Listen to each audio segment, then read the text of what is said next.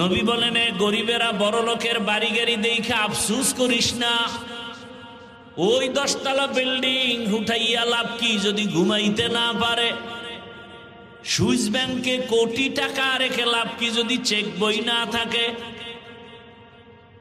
এই টাকা ওর কপালে নাই, লুটে ফুটে অন্যরা খাবে। গরিবরা ধৈর্য ধারণ কর, বড় লোকের বাড়ি গাড়ি দেখি আফসুস করিস না। যদি গরিব অবস্থায় ধৈর্য ধারণ করে আমার মালিকের আপন বানায় চলো, ওই বড় লোকের 500 বছর আগে জান্নাতে যাইবা।